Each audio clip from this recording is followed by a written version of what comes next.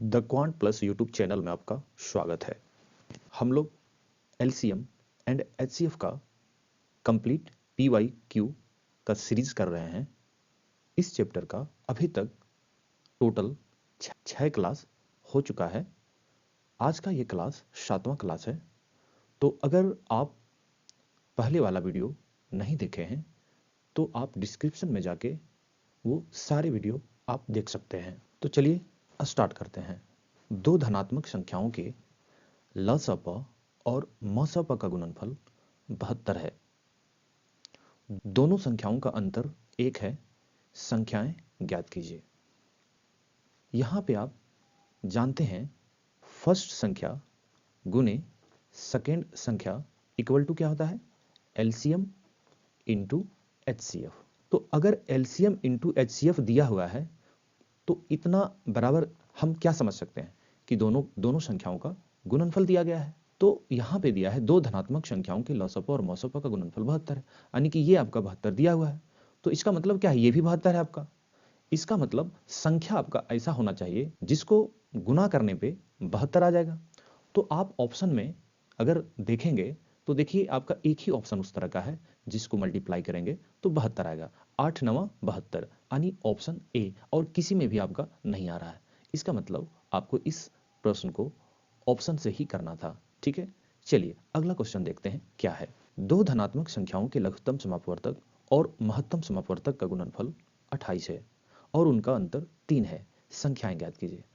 यहां पे भी वही चीज आपको दिया है, एलसीएम और एचसीएफ का गुणनफल 28 है। इसका मतलब क्या दिया है? ये इसको हम ये भी मान सकते हैं कि संख्याओं के गुणनफल भी आपका कितना हो जाएगा? 28 हो जाएगा।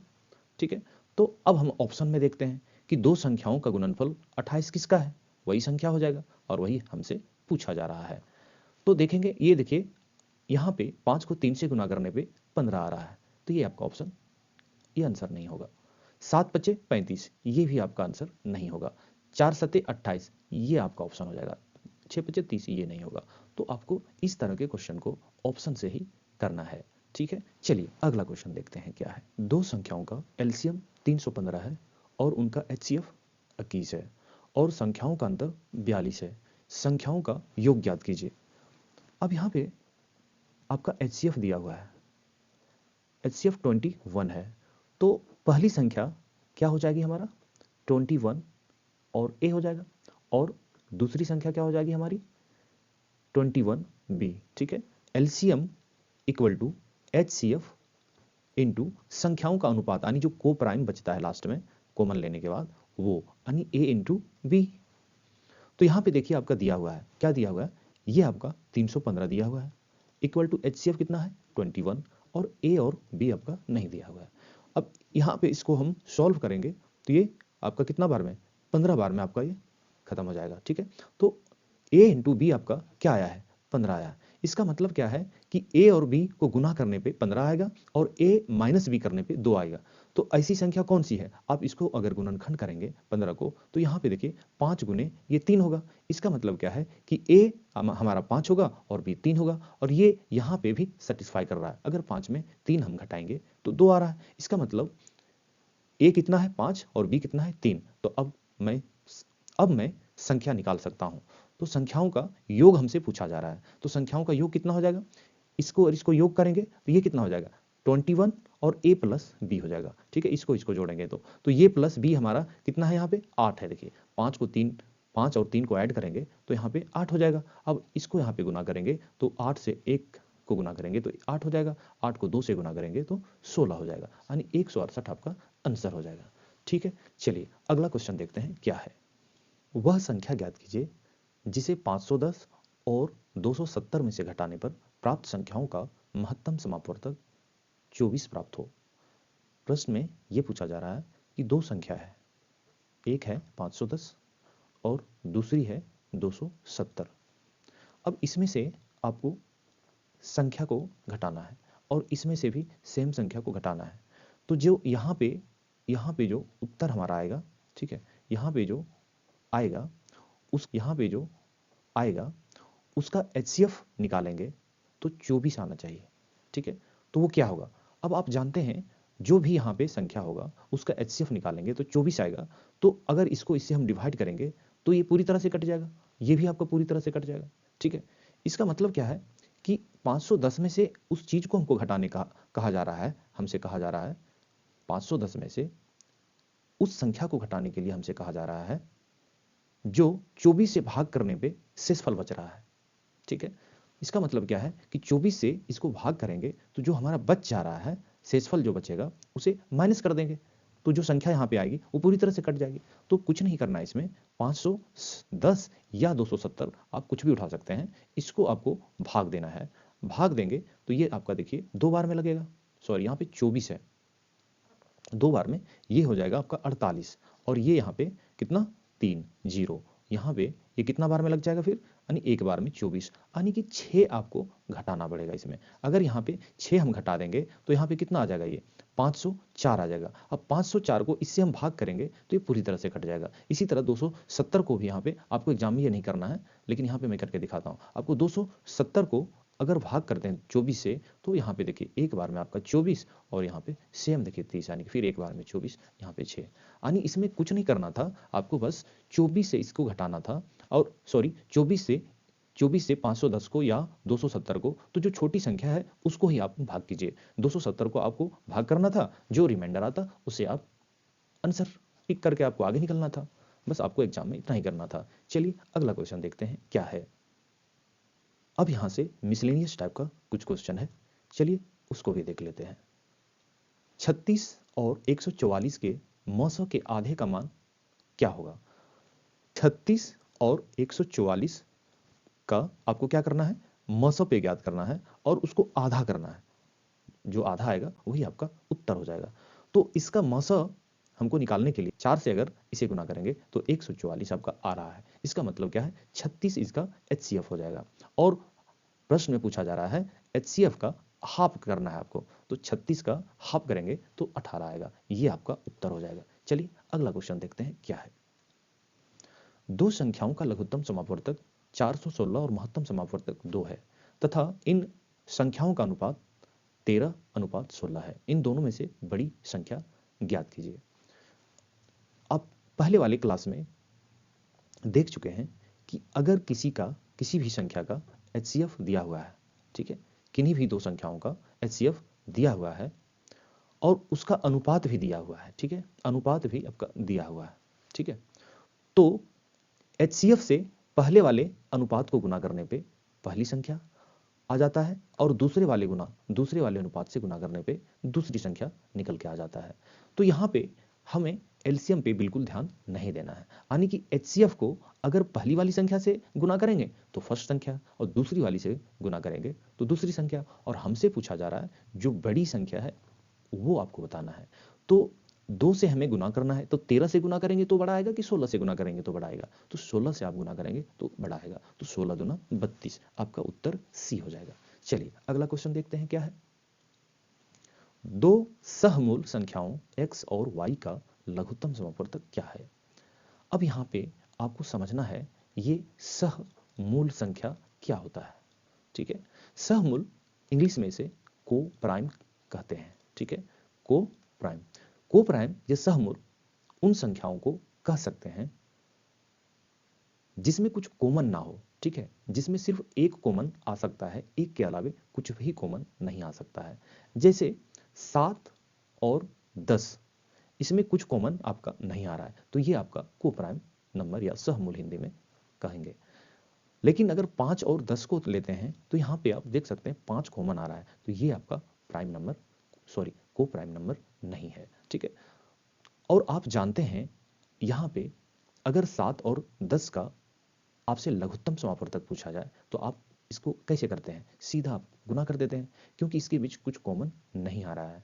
तो कोई को प्राइम नंबर का अगर लघुत्तम समापवर्तक निकालेंगे तो आपको कुछ नहीं, सीधा उसको आपस में गुना कर देना है।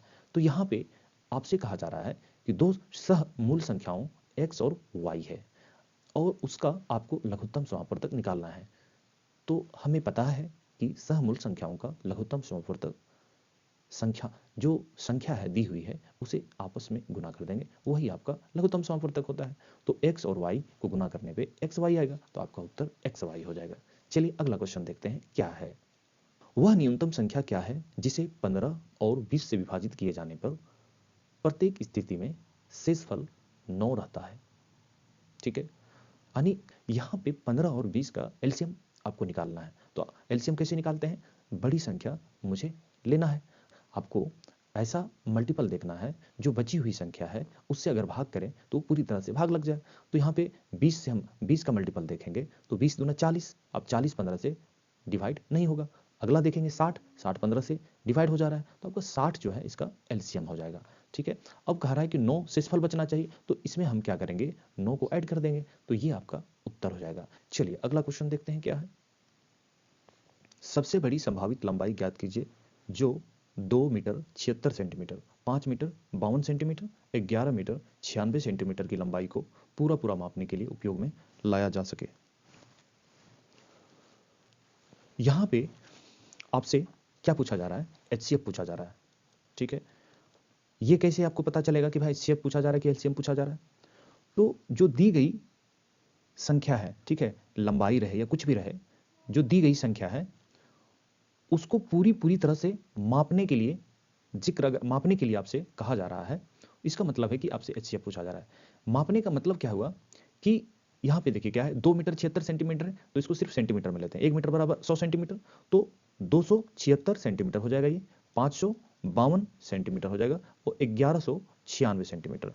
ये कह रहा है आपको एक ऐसी संख्या निकालनी है, एक ऐसी संख्या निकालनी है अगर इससे अगर इसको भाग देते हैं और इसको भाग देते हैं और इसको भाग देते हैं तो ये पूरी तरह से डिवाइड हो जाए। ठीक है, सेम चीज आपको इनडायरेक्ट रूप में आपसे कहा जा रहा है कि ये लंबाई है। ठीक है, 3 लंबाई है, आपको ऐसा एक लंबाई का माप यहाँ पे निकालना है ताकि अगर इसको मापेंगे तो कुछ शेष नहीं बचे। ठीक है, फ्रैक्शन में आपका नहीं है, यानी कि अगर इसको मापेंगे तो पूरी तरह से मापा जा सके। अगर जैसे उदाहरण के लिए अगर मैं 5 सेंटीमीटर का एक माप बनाता हूं, तो अगर इसको मापेंगे तो देखिए 5 से ये आपका नहीं पूरी तरह से कटेगा, लास्ट में 1 सेंटीमीटर आपका बच जाएगा। तो ये कह रहा है इस तरह से नहीं होना चाहिए, पूरी तरह से आप इसको माप सकते हैं, ऐसा आपको माप लेना है। इसका मतलब क्या है, एचसीएफ आपसे पूछा जा रहा है। तो जब भी इस तरह का क्वेश्चन हो तो आपको बस सीधा समझ जाना है कि आपको एचसीएफ निकालना है। तो चलिए अब एचसीएफ निकालते हैं।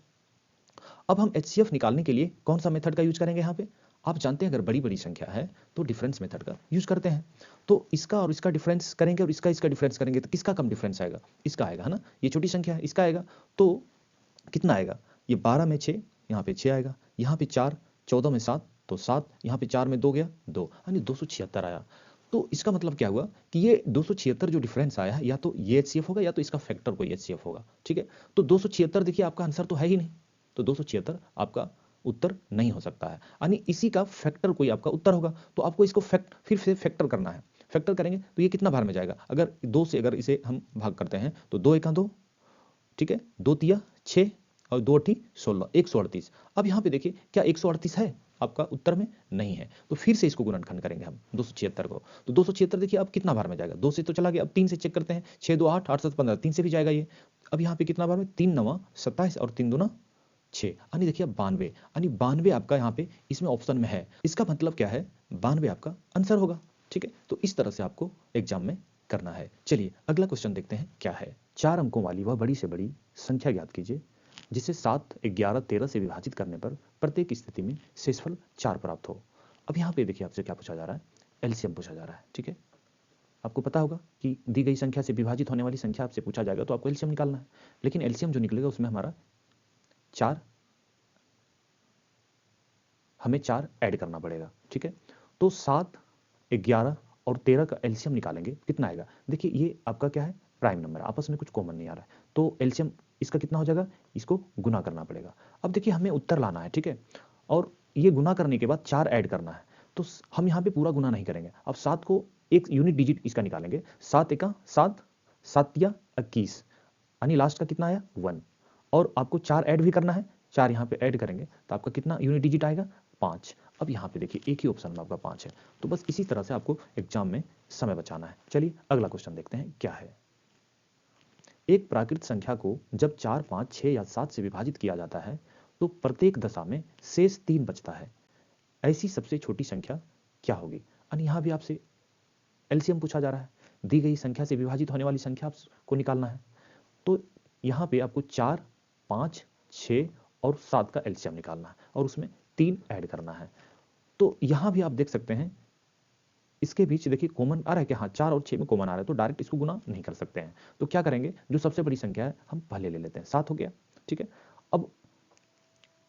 अब यहाँ पे जो है ये 6 है, यहाँ 6 इसमें शामिल है नहीं है, तो यहाँ पे 6 इसमें शामिल करना पड़ेगा, यानी कि 2 गुने 3, 5 इसमें नहीं है तो 5 भी इसमें शामिल करना पड़ेगा। अब यहाँ पे जो है ये 6 है, यहाँ 6 इसमें शामिल है नहीं है, तो यहाँ पे 6 इसमें शामिल करना पड़ेगा, यानी कि 2 गुने 3, 5 इसमें नहीं है तो 5 भी इसमें शामिल करना पड़ेगा। 4 इसमें है, 2 है लेकिन 4 नहीं है, यानी कि 1, 2 और गुना करना पड़ेगा। तो ये आपका एलसीएम निकल गया। अब इसको गुना करना है आपको, तो गुना करते वक्त आपको ध्यान रखना है कि 5 और 2 का कॉम्बिनेशन आ रहा है तो आपको उसको छोड़ देना, लास्ट में उसमें हम 0 ऐड करेंगे। तो 7 21, 21 दूना कितना होता है 42 और एक 0 लास्ट में। अब इसमें हमें 3 ऐड करना है, तो कितना आ गया आंसर 423। तो ये आपका उत्तर हो जाएगा, ठीक है। चलिए अगला क्वेश्चन देखते हैं क्या है। दो संख्याओं x और y के लघुत्तम समापवर्तक और महत्तम समापवर्तक क्रमशः 286 और 2 है। दो संख्याओं x और y के लघुत्तम समापवर्तक और महत्तम समापवर्तक क्रमशः 286 और 2 है। यदि इन दोनों संख्याओं का योग 48 है तो 1/x प्लस 1/y का मान ज्ञात कीजिए। देखिए हमसे क्या पूछा जा रहा है, 1/x प्लस 1/y। इसको सॉल्व करेंगे तो हमारा ये आएगा कितना, x प्लस वाई बटे एक्स इंटू वाई, ये आएगा। और यानी कि आपको क्या निकालना है, x प्लस वाई का वैल्यू अगर आपके पास हो और x इंटू वाई का वैल्यू आपके पास हो तो ये आपका उत्तर यहाँ पे निकाल सकते हैं। तो ये निकालने के लिए यहाँ हमसे दिया गया है, यहाँ पे प्रश्न में दिया गया है एलसीएम और एचसीएफ आपका दिया हुआ है। इसका मतलब क्या हुआ, यहाँ पे प्रश्न में दिया गया है एलसीएम और एचसीएफ आपका दिया हुआ है, इसका मतलब क्या हुआ, फर्स्ट संख्या गुने सेकेंड संख्या को गुना करते हैं तो एलसीएम इंटू एचसीएफ आता है। इसका मतलब क्या है कि दोनों संख्या का गुना हमको चाहिए, तो एलसीएम और एचसीएम को अगर गुना कर देंगे तो हमारा वो निकल जाएगा, ठीक है, दोनों संख्याओं का गुणनफल निकल जाएगा। तो यहाँ पे हम गुना कर देते हैं, तो 286 इंटू कितना 2। और आपको ये भी दिया हुआ है, प्रश्न में ये भी दिया है x प्लस वाई बराबर कितना दिया है 48, ये देखिए 48 दिया है, यानी कि यहाँ पे 48 रखना है और यहाँ पे कितना 286 गुने 2 रखना है बस। अब इसको आपको सॉल्व कर देना है, तो यहाँ पे कितना 24, ठीक है। अब आगे देखिए क्या 24 है क्या इसमें, हाँ है, 24 भी है और आगे भी 12 भी, ये 2 और भी कट सकता है, तो यहाँ पे एक बार में और जा सकता है, यानी 12। अब 12 से अगर छोटा होता तो और काटते, नहीं तो नहीं काटते, तो ये आपका उत्तर हो जाएगा, ठीक है। चलिए अगला क्वेश्चन देखते हैं क्या है। दो संख्याओं का महत्तम समापवर्तक 47 है। यदि दोनों संख्याओं का गुणनफल 6627 है तो दोनों में से बड़ी संख्या ज्ञात कीजिए।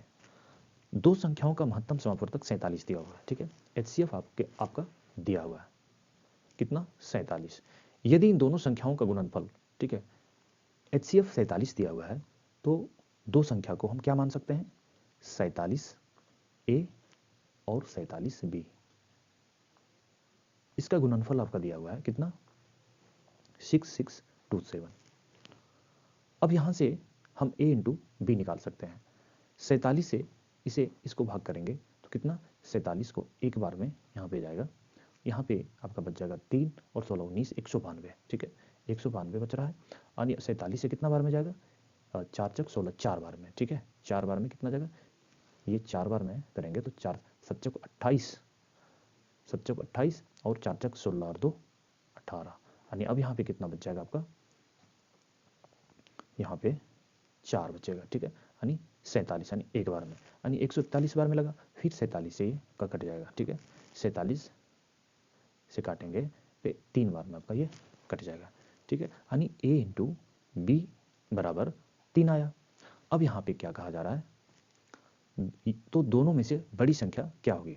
अब देखिए A इंटू बी बराबर 3 है तो A और B का क्या वैल्यू हो सकता है 3 इंटू 1, 3 इंटू 1 होगा, यानी कि A का वैल्यू 3, B का, तो दोनों में से बड़ी संख्या क्या होगी।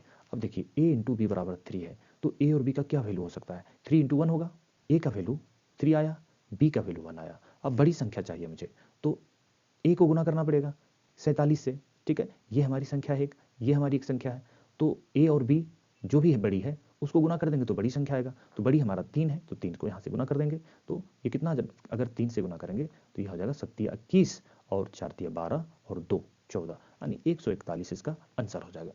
अगर यह वीडियो आपको अच्छा लगा तो लाइक शेयर जरूर करें, और इसी तरह के और भी वीडियो देखने के लिए इस चैनल को सब्सक्राइब जरूर करें।